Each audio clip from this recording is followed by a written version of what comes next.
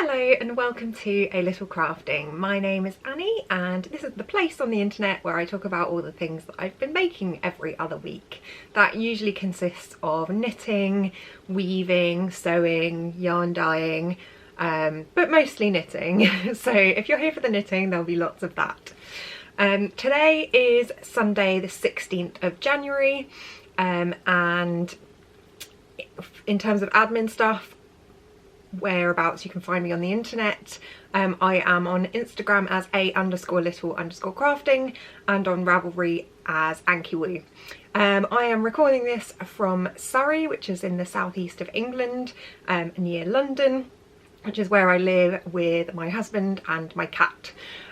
So my cat occasionally makes an appearance on the podcast when she feels the need to, but very rarely, so you're unlikely to see her unless she has a sudden need for attention. I'm not sure what it is.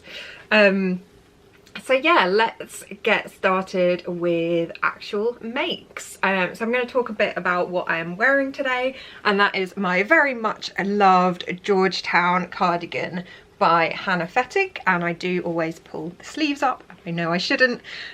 So this is a cardigan that I knit, I think it was 2020. I finished it off. It is out of Dererum Natura Gilliatt in the Poivre Blanc colourway, and I wear this constantly. It is my go-to cardigan. It goes with everything. It's a really nice shape. It's got this lovely shawl collar that folds over nicely around my neck, and it's super warm because it's made out of Gilliatt yarn, which is 100% organic merino dal. And it is pilling a little bit nowadays, so I do probably need to give it a wash and then a depill. I've also got a hole just behind the shawl collar that I need to repair, so when I wash it I'll probably do that as well, but it hasn't unravelled or anything like that. Yeah, highly recommended cardigan. I guess the cardigan takes half the time and then the shawl colour takes the other half, so you do bear that in mind if you want to knit this cardigan. There is a lot of knit one purl one for the shawl collar, but it's definitely worth it for a lovely warm cardigan, and it looks great as well. So yeah, I'm happy to just throw this over anything, to be honest, and I wear it so much. My most worn knit to date, and yeah, probably needs a bit of TLC, and I would also like to knit another one or two at some point. I might do them in some more neutral colours, so maybe like a dark navy, almost black, and maybe something in between the two. So yeah, I'll have to get some other projects out of the way first though, so one day I'll be knitting another one of these at least, especially if this one ends up falling apart because I've worn it so much. So yeah, highly recommended pattern if you want just a cozy cardigan to chuck on, that looks great and lovely and warm as well.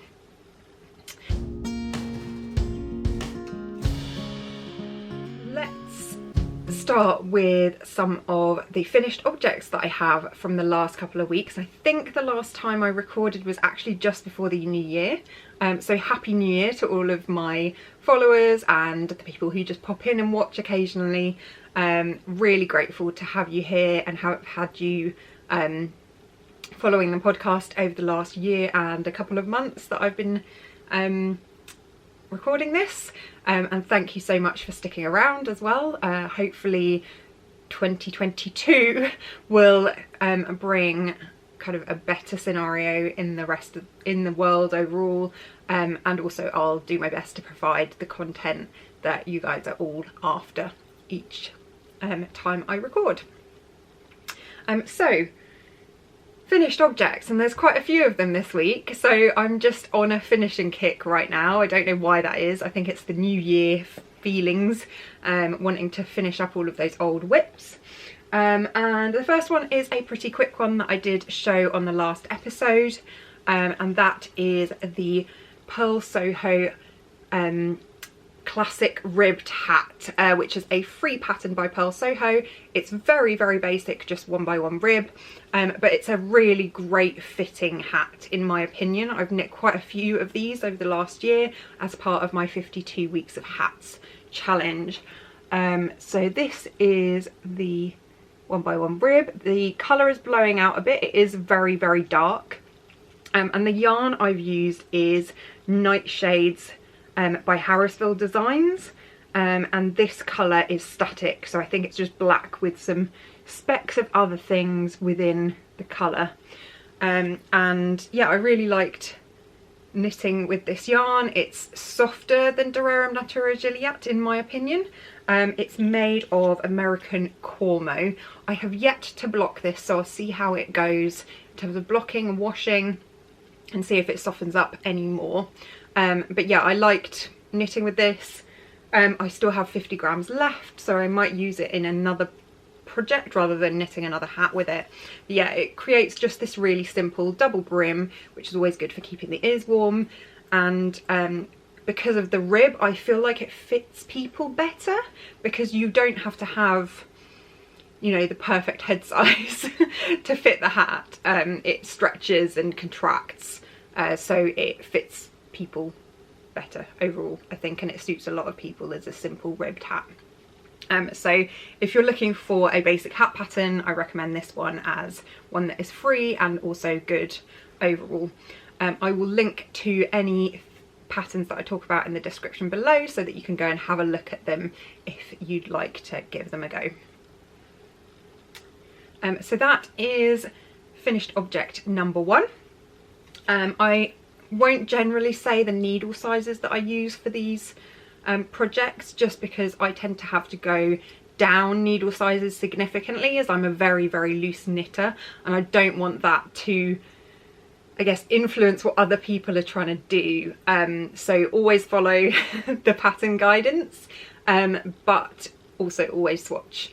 For a hat, I don't mind so much because I know roughly, so I'll say, okay, if this is a 5mm needle recommendation, I will tend to go down to a 4mm needle, and then usually that works out fine, just because I'm used to kind of knitting lots of patterns, so I know roughly how I have to reduce the needle size in general. But yeah, worth swatching for anything big especially, and then obviously for a hat you could knit a few rows, see how it's turning out. If it's too big or too small, you can undo it and try again, and that's basically going to take as much time as a swatch anyway. But yeah, happy with this hat as a simple black hat, which is something that I was missing in my wardrobe. So that is number 1. The second project is a pair of Carapins, I think is how you say it, or that's how I would say it in French.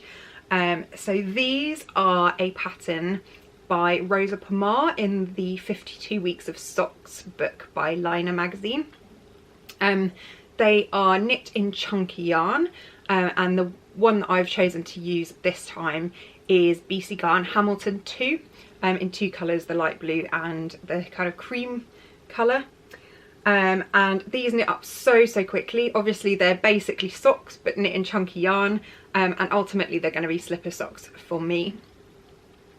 I will show you the book very quickly because I've got that next to me. So this is 52 Weeks of Socks by Liner magazine, and I just went for the first chunky weight, I think probably the only chunky weight pair of socks slash slippers in this book, because I am not generally a sock knitter, but I do very much admire a lot of these patterns, and it is a very, very worthwhile book to get if you are a sock knitter, because 52 patterns for the price that this cost is incredible if you think about it, versus buying the patterns individually or anything like that. You're, you know, getting a lot of value for money in this, and it is a beautifully produced book as well. The photography is incredible, as you can see from the image on the kind of band on the front, and it has a wonderful selection of socks within it, and slippers as well. So going back to the Carapins, which is how I'm going to call them, so these are obviously knit in chunky yarn. The idea is that you felt them to make them smaller, so I have had a go at felting them. I did put them on a washing machine cycle, but if you have a little look here, they're still fairly well defined, so I don't think it quite worked as well as I was hoping. my concern with felting is that I don't want to felt them too much, so I'm trying to be really careful, but obviously I wasn't rigorous enough the first time. In the pattern they suggest that you basically have a shower with them and stamp on them, which whilst might felt them, I'm not so keen on that idea, so I've been trying to do it in the washing machine, but it's still pretty well defined in terms of the stitches on the socks, so I'm gonna have to maybe put them on a higher heat or a more rigorous cycle in the washing machine. They are knit, or they are basically purled most of the way, except for a couple of sections. So you'll see there's a line there which is a knit stitch that runs all the way down each side, and then comes to a point at the front of the sock or the slipper. So if you don't like purling, they're probably not the best pattern for you. However, they still do go really, really quickly. And these were my Christmas Eve cast-ons, so it hasn't been very long, and I've knit effectively 2 socks in that time. The other thing that I was going to do is, because these are going to be slipper socks for me, I'm going to get a leather kind of sole to sew onto the bottom once I've felted them properly. At the moment they are a bit big for me, which is good because I need to felt them, so I'll hopefully get them to the right size with a bit more washing. If you've had experience in felting hand knits, let me know what your best method is. I'd really like to have some advice on this because I've never done it before, and I don't know really what the best cycle on the washing machine would be. I put these on the wool cycle, but maybe that's too gentle because it's, you know, to protect the wool. So yeah, let me know what you think, and if you've tried any felting before, I'd love to hear what has been a success for you. So yeah, that is finished objects. Actually 2, well. Finished object number 2 is my pair of Carapins. There you go. Next up, I spoke in the last episode a bit about my Lightwood Cowl by Jennifer Steingass, and I did ask what people thought about it, because I think I was going off grey at the time. I decided in the end to knit a couple more rows of the repeat and then cast off. This is, yeah, the Lightwood Cowl by Jennifer Steingass. I've knit it in Cumbria by the Fibre Company, in the grey, which is a blend of wool and mohair, and then used a Schoppel wool Starke 6, which is effectively a Crazy Zalba ball but in sport weight, for the detail and the colour work. So yeah, let me talk a bit about this project though. So obviously I started off with knitting this. The pattern is designed to be a kind of long tube that you then tie together to have like quite a long scarfy cowl that's just sewn together at the end. What I have done is made a tube the other way. So basically, because I'm a loose knitter, the amount of stitches that I need to cast on for this actually makes it quite wide. So I imagine that the one in the sample is a lot thinner, so maybe that level. So what I've ended up doing is, instead of sewing it together one way, I've done it kind of the other way so that it's in on itself. So you'll see there's the inside, which is the same pattern. But yeah, I'm quite happy with this, having bound it off now. I do still need to block it, so I will wash and block it, and I'm hoping that these leafy sections in the Starke 6 will pop out a bit more. This is the Chocolandensite colourway, which is kind of autumnal colours, but it does blend in places into grey. So you'll see this section here kind of disappears because it's very light yellow. What I am going to do with the rest of the ball of the Chocolandensite that I have is put it to one side and knit another one of these with a different main yarn, because I think the grey does blend it out quite a lot, and also it's quite a mid grey, which I'm not as keen on relative to a light grey.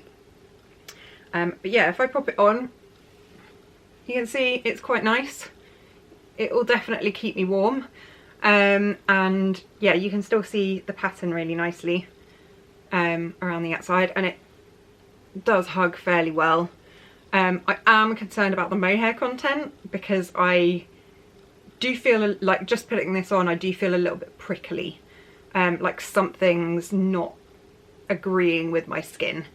So I think I might be sensitive to mohair, but it's also that I sneeze a lot when wearing or knitting this, so we'll see. I should do a test with some actual mohair, which I do have for a sweater sometime soon, and see how I get on with mohair silk held together with merino. See what happens. And I probably just completely messed up my hair, but yeah, I do get a bit of an itchy nose just wearing that.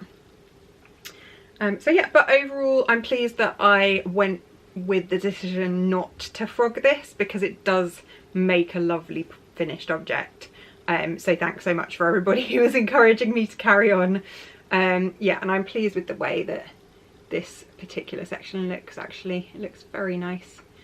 Yeah, hoping that blocking will make it look even better, but I will show that another time for you. So yeah, super warm, lovely cowl that I have finally finished. I literally did 2 repeats of the pattern and was done, so it didn't take me very long to actually get that off the needles and free up my needles and my bag for something else.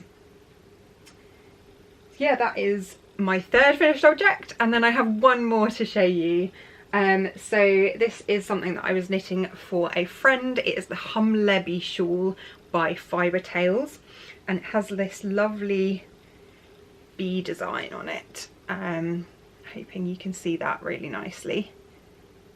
So this is a gift for a friend of mine who keeps bees. I initially started with the gold, which is hand dyed by me on non-superwash merino, and then I was debating what to do when I ran out of that gold, but as her favourite colour is blue, I thought I'll just go for blue. It's a safe option. But yeah, I absolutely love this shawl. It is a triangular shawl. It is super simple to knit. The section with the bees, you just keep going because you want to see what it looks like once the bees are done, and then the rest is very simple, knitting back and forth to create this garter stitch triangle. So yeah, really happy with this, and it has prompted me to really want a DK weight shawl like this, so I may well knit one for myself. I'm not sure whether I'll do a bee one, but I will knit a DK shawl of some kind for myself very soon. Yeah, I love the bees so much.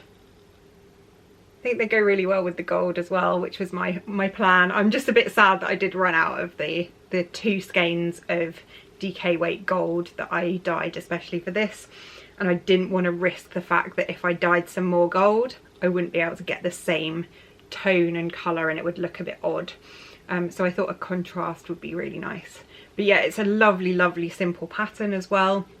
You actually start at the longest edge, so out here with all of the stitches on the longest edge on, but that means that as you work through the shawl the rows get shorter and shorter, which is actually a good way round to do it. I do find I knit a lot of shawls that go outwards and then you kind of think, oh, this is going really well at the beginning, and then at the end it's just a really big slog to get through and finish off the project. But yeah, very happy with the blue that I dyed as well. It's this really lovely denim colour. Yeah, so overall very happy with the project, and I will let you know. I really hope the recipient likes it or wears it a lot, but we shall see. Something I also love about this is the center kind of spine, which runs all the way down. I did make a little bit of an error, I think, up here somewhere. So up here where it kind of went a bit wobbly, but I don't think it will be noticeable once it's blocked out. So yeah, lovely pattern, lovely design, lovely shawl. Overall, would highly recommend knitting one of those, especially if you're into bees. Yeah. So that is my final finished object in terms of knitting for this week. So moving on to works in progress. I have 3 of these this week, so how on earth did that happen? I have more finished objects than works in progress. This is not like me at all. But yeah, may this kind of finishing kick continue anyway. So the first one is something that I've been knitting on for a few weeks and I have shown on the podcast before, and that is the Altheda sweater by Jennifer Steingass, because I'm a big fan of Jennifer Steingass, so she has to feature twice in an episode. And this one is in my lovely throat and thread bag made by my friend as a Christmas present for me, so I really love it. It's fantastic for the yarn that I need for this project.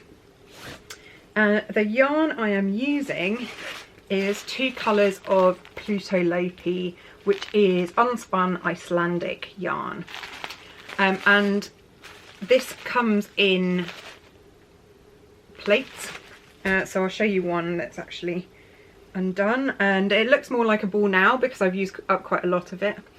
But you'll see the yarn is very fragile. It's definitely kind of more like a single strand of unspun yarn. And that has meant that the colour work on this sweater has gone quite slowly for me, because I've been very cautious about tugging too much on it. But now I have just finished the yoke, so I now need to separate for the sleeves and then carry on with the body and the sleeves afterwards.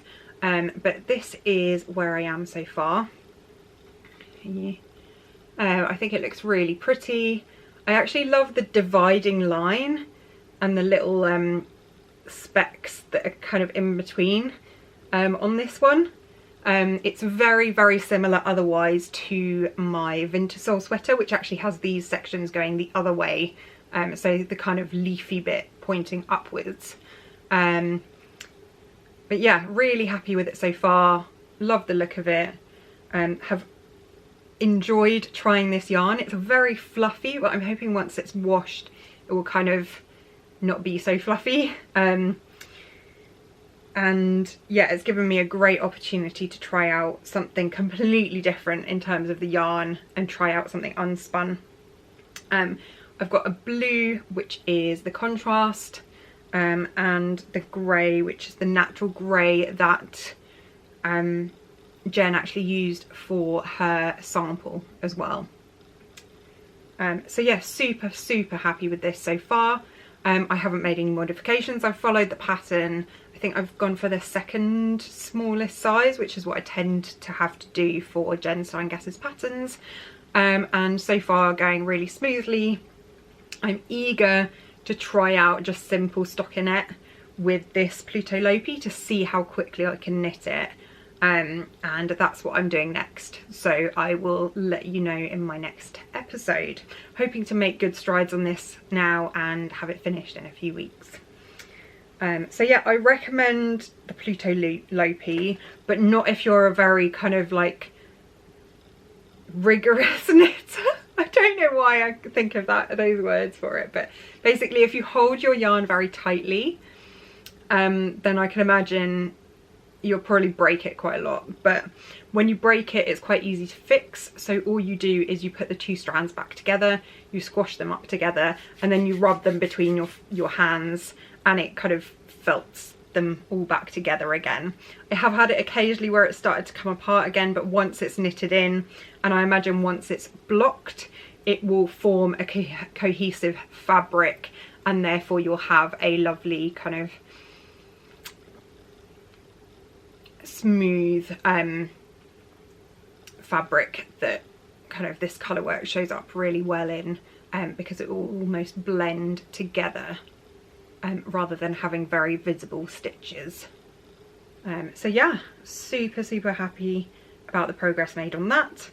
I think it should fit me. It possibly looks a little bit small at the moment, but I think it will stretch out. Obviously it's on a cable right now, which is going to be limiting the amount of stretch that I can give it.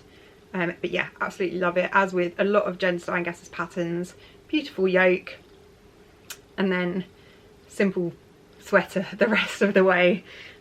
So yeah, it will be my third Jen Steingass sweater in terms of the ones that I've knit. So I've also knit the Vintersole and the Arboreal so far, but I have at least 3 more that I want to be knitting at some point soon, one especially in the next few months. Yeah, so that is the Altheda.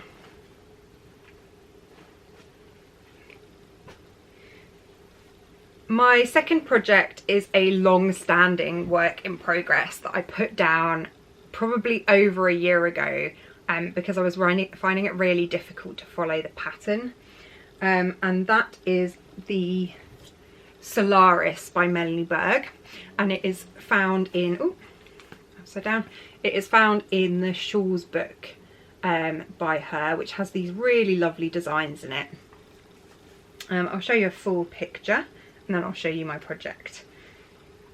So this is the pattern and how it will look when it's done, and I really love these eyelet kind of colour work details here. It's actually eyelet stripes, I think, but I'm yet to get to this section, which looks like the most exciting.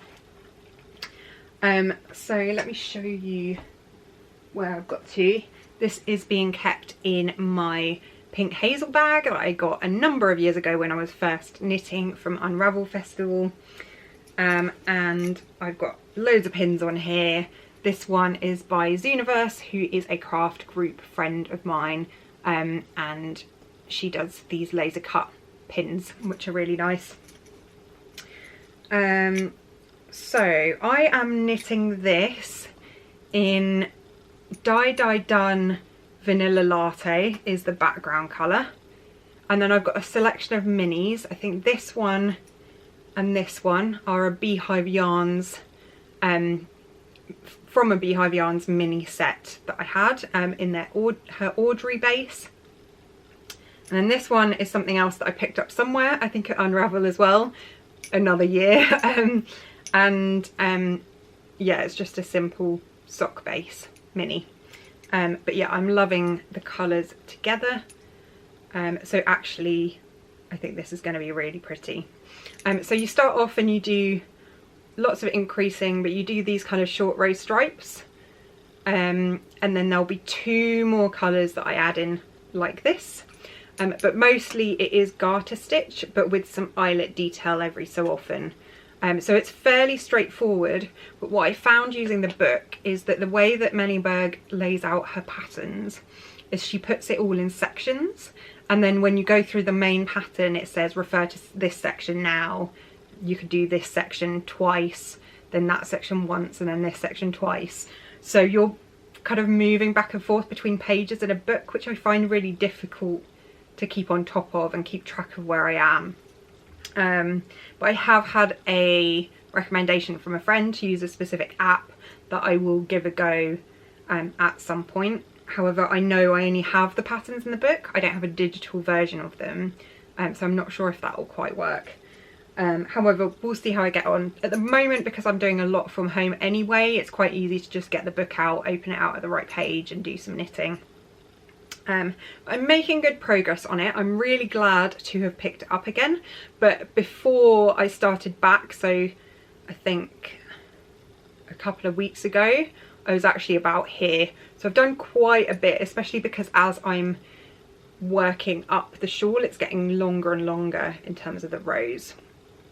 I am yet to decide fully what the next 2 colours will be. So again, I was talking to the same friend last night about it, And I have a couple more skeins from the Beehive yarn set that I had.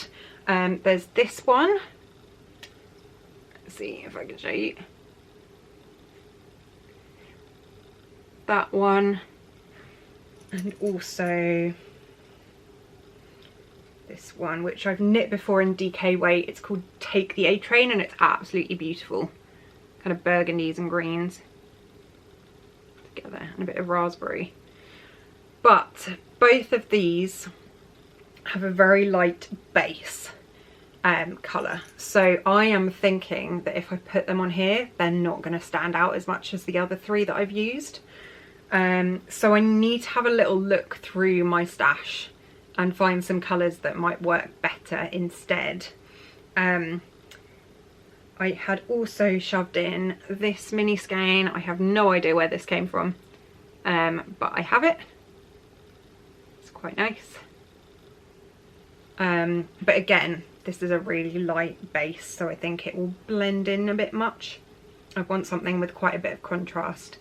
So yeah, so I need to go digging in my stash, go through all of the mini skeins that I have dyed, and also all of my selection from other dyers, and figure out what two colours I can add next before I continue. So yeah, overall going well. It's actually much simpler than I had got it in my head to be, if you see what I mean, because I put it down thinking this is complicated, I'm having to use a book, and actually now that I'm a more experienced knitter, maybe 2 years down the line, I am getting on much better with it. So I hope to have this done in the not too distant future now that I've got kind of my mojo back, and then have a lovely shawl to have finished off. There we go. So yeah, that is that one. And then finally, whilst I was away with my family over New Year's, my sister asked me if she could have a headband as well, after I knit one for my mum. So being the lovely sister that I am, I allowed her to both pick the pattern and also pick the yarn she wanted it out of.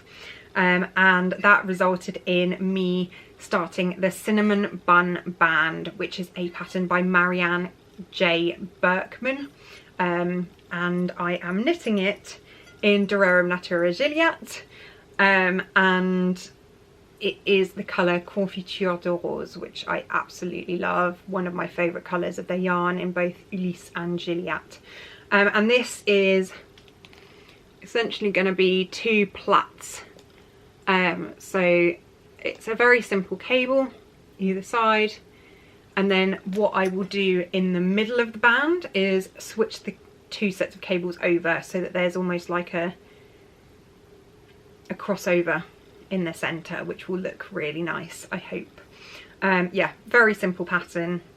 I'm not sure if this is turning out too wide or not, but I think the thing is, because it's cables, they might cinch in, and you know, when she's actually wearing it anyway. So I'll carry on. I unfortunately don't have her here to be able to try it on. She lives quite far away, about 5 hours away. So yeah, I'll continue with this. It probably won't take me more than a couple of days to finish off now. I'm keeping this in my lovely Little Wren pottery bird bowl, which I got as a Christmas present and absolutely love. It's so cute. Look at the tail. Yeah, so I'll link to Little Wren down below so that you can have a look at her yarn bowls. They're lovely. I have 3 now, but this is completely different to the other ones I've got that are just standard yarn bowls with a leaf detail.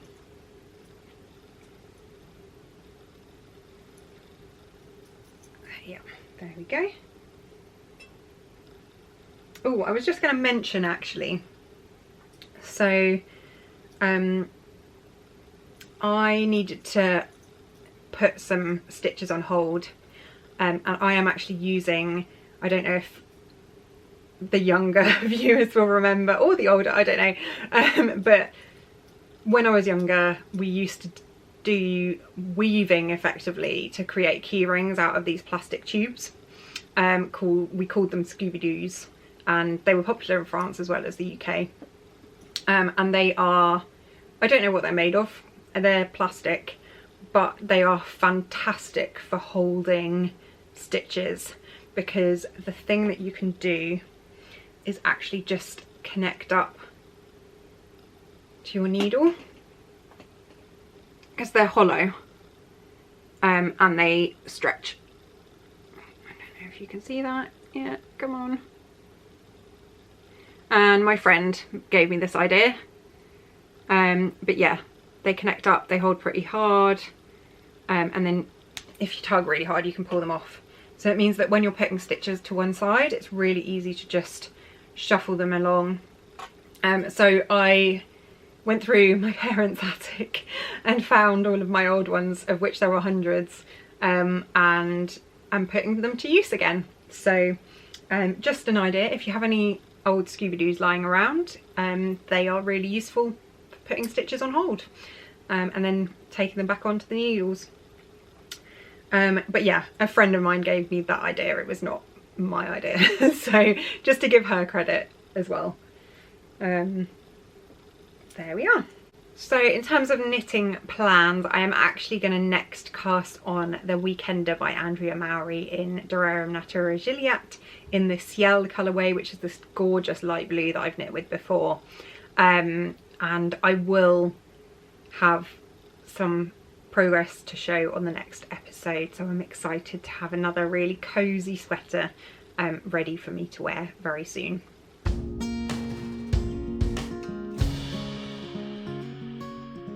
Move on to weaving.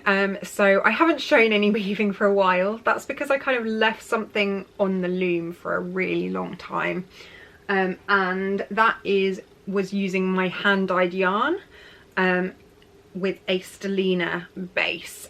So I've made this gorgeous really wide scarf for a friend of mine. It could almost be a table runner, actually, it's so wide.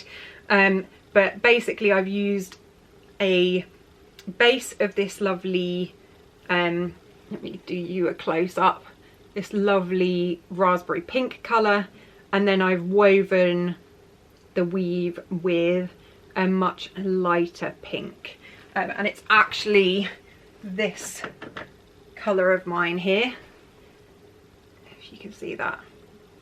So it has a lot of variation in it, and I'm super happy with this. It looks great.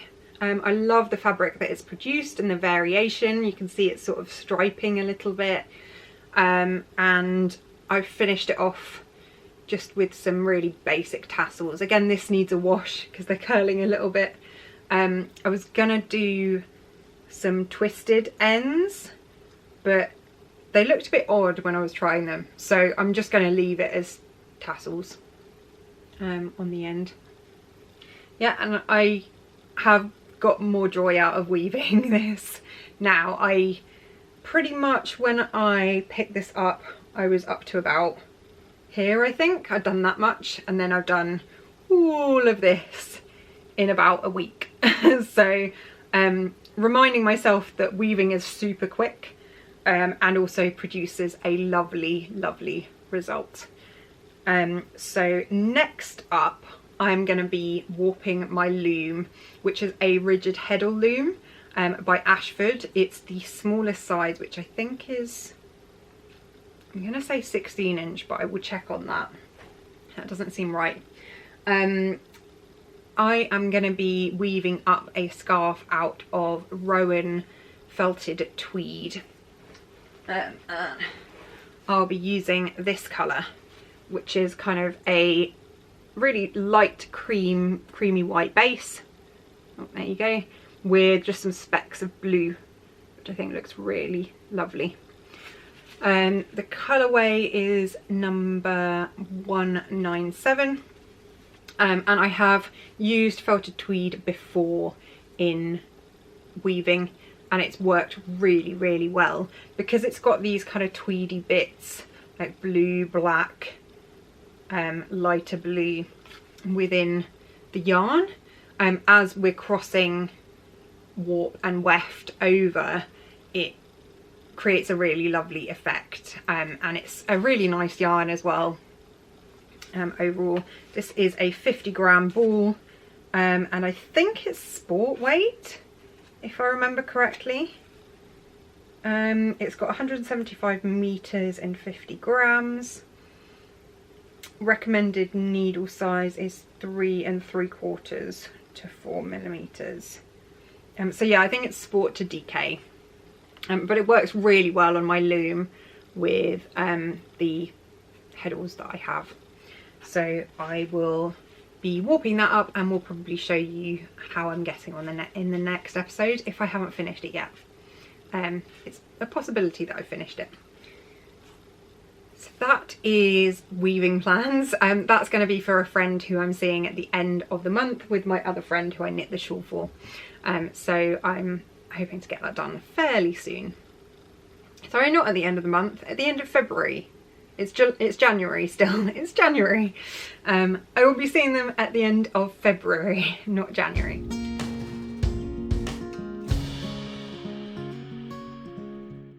So yeah, moving on to yarn dyeing, and the yarn dyeing that I have been doing in the last couple of weeks. So I thought I'd try my hand at making a different kind of burnt orange. This is, you know, the bane of my existence, getting the right burnt orange from yarn dyeing, but I'm making good progress. I created this gorgeous colourway, and it's coming out quite bright on the screen. It's really not that bright, it's much more muted. But basically I've created a copper colourway, and what I am doing is mixing that plus a couple of other acid dyes with the colour to get something in between, and this is very much sort of like a copper penny colour in my opinion, but I'm really liking the variation. It's a really pretty colour. So yeah, I dyed that last weekend. This is on 75/25 merino nylon yarn, which is standard sock yarn. I also dyed some mini skeins in a variety of different colours, and they are here.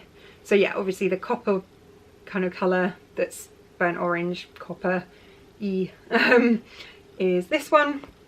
But I also did a purple, and it's kind of plummy. I'm not normally a big fan of wearing or having purple, but it's a really dark kind of plummy colour, and I really like that. That was the effect I was going to going for.